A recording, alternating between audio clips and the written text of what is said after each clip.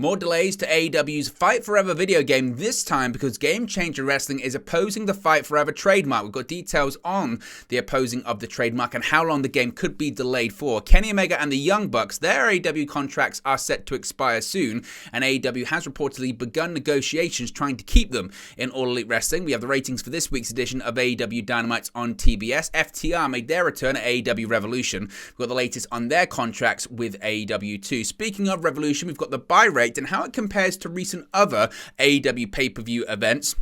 Who is going to be the next challenger for MJF'S AEW World Championship? We've got details on that. An AEW faction now has a new name.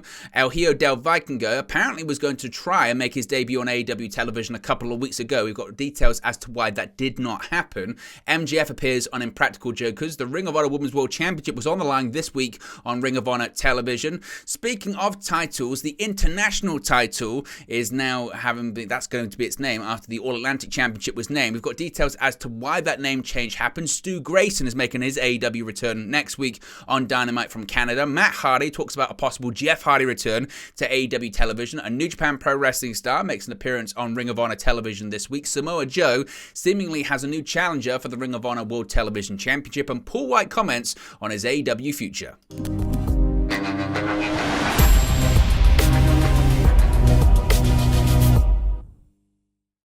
Hey guys, welcome back to Wrestling News 365. Hope everyone is doing very well. As always, there are plenty of news stories to get into in the world of All Elite Wrestling. We have to start off talking about, yet again, more delays to AEW Fight Forever. It's going to take forever for this game seemingly to come out. Of course, there's no release date for AEW Fight Forever, the company's first console video game, which is being developed by UTAS and published by THQ Nordic.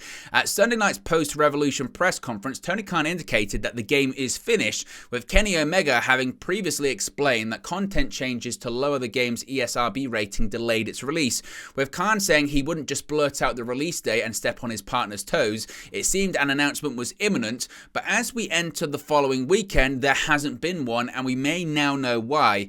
Paperwork filed with the US Patent and Trademark Office a few days before Revolution points to another possible holdup. GCW, Game Changer Wrestling, is formally opposing AEW's registration of its Fight Forever trademark, with the documents indicating the two companies are in settlement talks. The documents consist of Mike Dockings, who represents GCW and others in trademark proceedings regularly, filing a request on March 1st for an extension of time to formally oppose AEW's trademark, as well as the USPTO's approval of the request the following day. GCW and Dockings now face a May 31st deadline. In the request for the extension, GCW indicated that it needed the extended deadline, originally March 2nd, not just so it could further investigate the claim and confer with counsel, that being Dockings, but also because it's engaged in settlement discussions with AEW.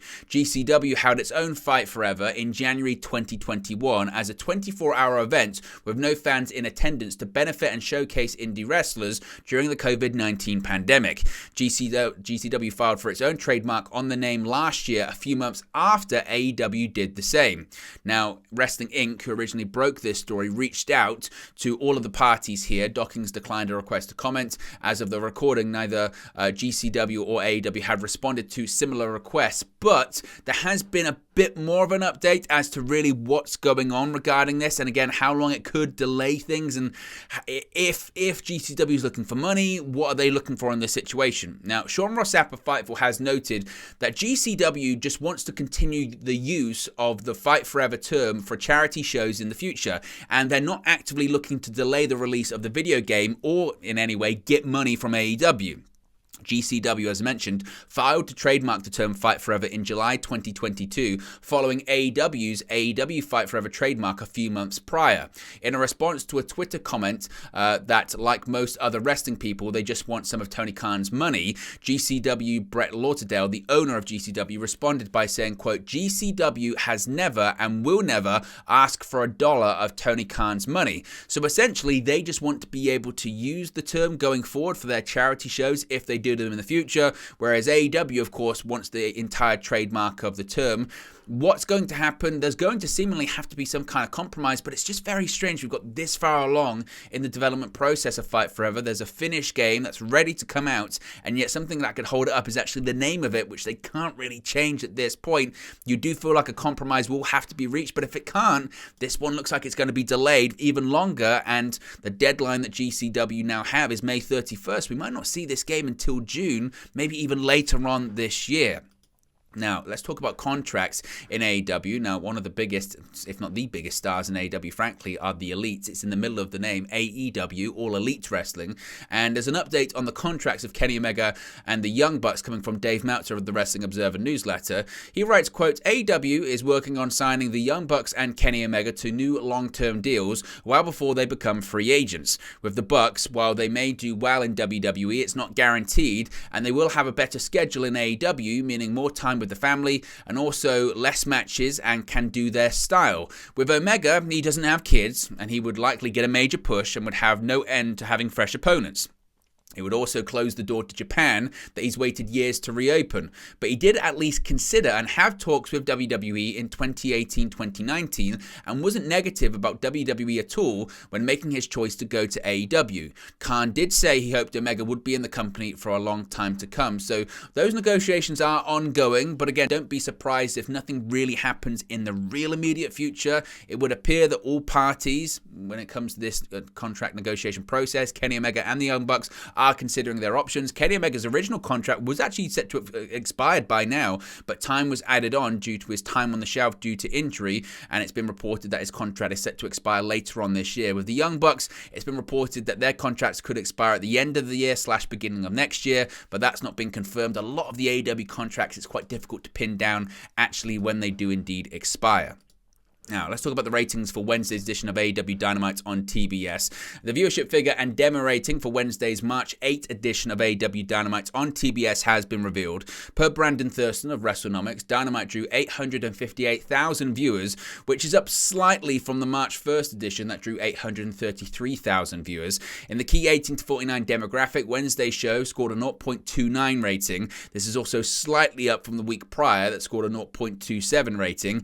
AEW ranked number 4 on cable in the demo for the night. The episode featured Powerhouse Hobbs defeating Wardlow thanks to interference from QT Marshall to win the TNT Championship in the main event. However, it still must be said, coming out of a big pay-per-view and considering year on year, the numbers still aren't great for AEW and the product itself does feel somewhat cold. Now, I mentioned that main event, that TNT Championship main event of Dynamite this week. Powerhouse Hobbs faced off against Wardlow in a Falls Count Anywhere match for the TNT Championship. Of course, the match in question would see Hobbs become the new TNT champion thanks to assistance from the returning QT Marshall. According to a previous report, AEW had tentatively planned for Powerhouse Hobbs to become the champion around this time months ago. Further details of the main event on this week's Dynamite have been revealed by Sean Ross Sapp of Fightful Select. The report said that, quote, last night's main event was a major pivot point from original plans. They also state the match wasn't listed as a Falls Count Anywhere match internally. The match itself was produced by Pat Buck. In addition, and supporting the earlier reporting on Hobbs' champion, Fightful Select also reports that the TNT title changes as of late were at least tentatively planned months ahead. They would cite that Darby Allin had filmed with the belt before he won it. In 2023, of course, the TNT Championship has changed hand already 3 times, from Darby Allin to Samoa Joe, onto Wardlow, and now Powerhouse Hobbs. Of course, Darby Allin also won the championship very late last year, early this year as well. So we've had 4 champions, and it's already just, nearly mid-March. So people are saying, well, that feels like it's been hot potatoed, and that does seem to be somewhat accurate. But at the same time, according to reports, this has always been the plan. Now, speaking of plans and contracts, FTR. Lots of people want to know what is going on with FTR's future in AEW. Well, according to Dave Meltzer in the Wrestling Observer newsletter, he writes, quote, the show, talking about Revolution, featured the return of FTR, which basically, as most believed, showed that the teasers of them leaving for WWE and the idea that the company snubbed them in not mentioning that they won 2 Wrestling Observer awards was all a work. Basically, Meltzer said, how dare AEW not mention a Wrestling Observer newsletter award? He continues by saying, either they are signed for the long term, or at least if not signed, they have a verbal agreement in play, or bringing them back in March with a big push when their contract is up in April makes no sense. Dax Harwood claimed they hadn't signed, even though Tony Khan did use Cody Rhodes while he was a free agent. It was mainly to get the TNT title off him while he expected he'd sign later, and I don't think at the time he was featured that Khan had expected him to leave, and that should have been a lesson. While he also actually had Jon Moxley as a top guy in the company while not under contract, they were in serious talks, and it was well known that Moxley wasn't interested in going to WWE. So essentially Meltzer is implying there that he believes that FTR are tied down to long-term contracts, or if their contracts are coming up, there's a verbal commitment that they're going to stay, or Tony Khan's making the same mistake twice. And I think every single option there is certainly at play. Now, speaking of Revolution, we've got a bit of an update on the buys for Revolution and the success when it comes to streaming, live gates, etc. And it's quite interesting. Dave Meltzer writes in the Wrestling Observer newsletter, quotes, aside from live gates, which are holding up most weeks, there have been weak shows, including the past 2 weeks in San Francisco. Most fan-based metrics are down. Ratings are down for both Dynamite and have dropped terribly for Rampage. Streaming numbers are down a lot. International TV numbers are generally down, although they are hit and miss. Google searches were big twice last year after Double or Nothing and All Out with the Brawl Aftermath. This show did 50,000 searches and was number 12 for the day in the US. That compares to 500 that WWE did for Elimination Chamber, and AEW had frequently, since 2021, beaten WWE in Google searches for pay-per-views in the same few-week period, even to the point that the 2021 All Out beat WWE SummerSlam, basically saying online search engine interest just isn't there like it was a couple of years ago. Khan, after the show, said that streaming pay-per-view numbers through Bleacher Report, the numbers he'd get instantly, they were up from Full Gear, which would be a huge positive sign. He figured the number to end up between 130,000 and 140,000. I'd call that range a success, in particular when coming one day after the John Jones UFC fight that had to hurt them by around 5% if not more. However, later figures indicate falling below that range. Streaming was down a little bit from Full Gear, but international buys were down 10 to 15%, even with DAZN carrying it as pay-per-view in new markets, but their numbers weren't significant. Our television pay-per-view numbers were down 12.7% at press time from Full Gear. There was also a ransomware attack on one system that caused slower reporting and unusually low numbers at press time, and if you factor that out, the television pay-per-view numbers were down 5.5%. With late buys, it ended up being pretty close to the same. The hope was that Full Gear, the hope was that the strong word of mouth would cause late buys and end up at least close to the amount of 137,000 of Full Gear, but right now I'd go with 120,000 to 129,000 number that will probably grow to just under or a little over 130,000 with late buys. Given 130,000 was my expectation if things stays even in interest from the last show, due to expecting a 7,000 buy drop due to an $80 John Jones fight the night before, and ultimately the number falls into the category of what I'd say was okay. Did MJF as a heel champion prove to be a major draw? No. Did he prove to hurt the pay-per-view numbers? No as well. Of the homes that purchased Elimination Chamber by WWE last month, 8.4% also bought Revolution and 96.1% did not. Of the homes that purchased Full Gear, 46.3% purchased Revolution and 53.7% did not. Of the homes that purchased All Out in September, 55.9% purchased Revolution and 54% did not. Basically saying that what we have seen is really since All Out and Full Gear, around 50% of people decided not to buy Revolution, which hurts AEW, no doubt about it, but I think that's reflective of the product and the ratings at the moment being cold, and I think the pay-per-view buys do reflect that. And again, it's not to say that they did a bad number, but the numbers are really at what they were in sort of 2020 prior to AEW getting hot throughout the pandemic. Now, speaking of MJF as the champion, Dave Meltzer has speculated on the next challenges for the AEW World Championship, writing, quotes, the one thing about the show is they put a lot of baby faces over, with Ricky Starks, Jack Perry, Wardlow and Adam Page getting wins that could conceivably lead to title bouts. Page's win, being that it was over Moxley in a fantastic Texas death match, would seem like the biggest win. Adam Cole is also returning to get another title shot. Although Starks made a big pitch for being the man after the show, one would think as far as a pay-per-view main event goes, Cole and Page look the strongest right now, and Moxley and Omega couldn't be easily built back for that spot. There is also CM Punk and MJF constantly calling himself the best in the world, while doing that to claim superiority over Danielson and Omega, who have both been called that. It is also a nickname for Punk. He also talks about Wardlow and possibly being Wardlow, and I think what's quite interesting when he speaks about MJF too is the instant where he threw the drink. And this is what Meltzer had to say about it, saying, quote, "There was an incident involving MJF during the Iron Man match. He was out to the ring and grabbed a drink from a woman and poured the drink on the woman's son. He figured it was a plant because that it was so far beyond unacceptable. The son was crying, and to make it worse, it turned out it was tequila and not water and burned the son's eyes. With the son crying, some fans at ringside gave him their merchandise for cheering up, and Amanda Huber from AEW consoled the kid and brought him to meet a lot of the talent. He and his mother were given tickets to the Sacramento show. All ended well, largely due to the quick work of Huber and the fact that both seemed to appreciate the treatment. Tony Khan did tell MJF that it was unacceptable. MJF talked about it after when the subject came up, but he was so completely in character that he acted like he didn't care and made fun of it. But by all accounts, Tony Khan did have to have a word with MJF, and it could have possibly ended up a lot worse than it ended up actually happening, I suppose. Now, this is quite an interesting one. An AEW faction now officially has a new name. Led by SARAYA, formerly WWE's Paige, and joined by Toni Storm and Ruby Soho, the group has declared war on the homegrown stars of the AEW Women's Division. The spray paint-wielding group appeared on AEW Rampage, attacking a prone Riho before standing victorious as the show went off the air. As confirmed by the AEW Twitter account, the group are now called the OUTCASTS. The tweet has been met with a rather mixed reception, with some criticizing the spray paint, the presentation, and calling what's happened so far cringy, like Tony Khan sat down and thought, what if we do the NWO but worse? Not my words, those on social media. Some, though, have praised what they've seen, however, with a smattering of comments about the addition of SOHO to the group. Of course, she cut that promo on Dynamite on Wednesday, which was very good, calling out the AEW fan base for being fickle.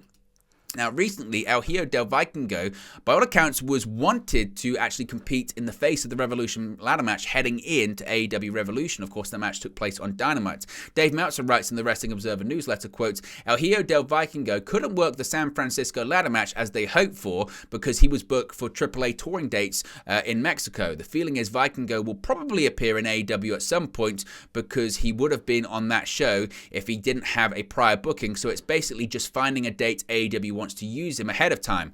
WWE definitely contacted Commander right after he was announced for the ladder match.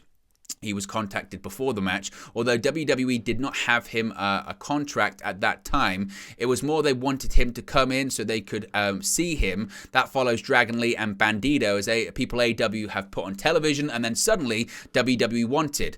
And right now each side has one person from that best of three. Lee hasn't done anything yet, but the feeling is he's going to get a big push in NXT. Bandido has been wrestling all over the world, but not in the US, likely due to visa issues, since they've run cities like San Francisco and Phoenix, where he'd be doing something, or he probably would be doing something on those shows. So basically, Dave Meltzer implying that AEW, they book these people, they're not under contracts, and then suddenly WWE wants them. MJF recently appeared on Impractical Jokers. AEW World Champion MJF appeared on an episode of Season 10 of Impractical Jokers this week and is already getting rave reviews. With the show just airing in the East Coast a couple of days ago, fans have already taken to Twitter to share their reaction to the hilarious appearance. Not only was he called a natural at the interactions with strangers, which makes sense given his promos on Dynamite, but he also got physical with the pranksters. There was an entire scene dedicated to how many chops from MJF the Jokers could take, and certainly it was funny. As I mentioned, this actual this episode was filmed during his hiatus from AEW after he cut that pipe bomb promo in Los Angeles during the summer of last year. It was one of the rare times MJF actually left the house was to film this project, and now we're seeing it. Now, speaking of MJF, of course, we didn't actually see him on Dynamite in physical form this week, and there's a reason as to why. On Thursday, MJF took to Twitter to post a photo of his face and revealed the blood in the hematoma had actually pulled down from his head into his eye. It's pretty graphic. The AEW World Champion champion tweeted the caption, quote, "The blood in the hematoma, devil horn on my forehead has now pulled down into my eye. Still the champ though, and the rats don't seem to mind."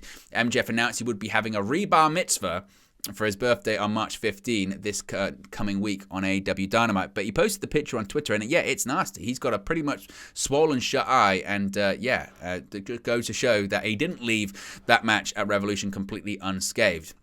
Of course, we had a new episode of Ring of Honor television this past week on Honor Club, Thursday night on Honor Club.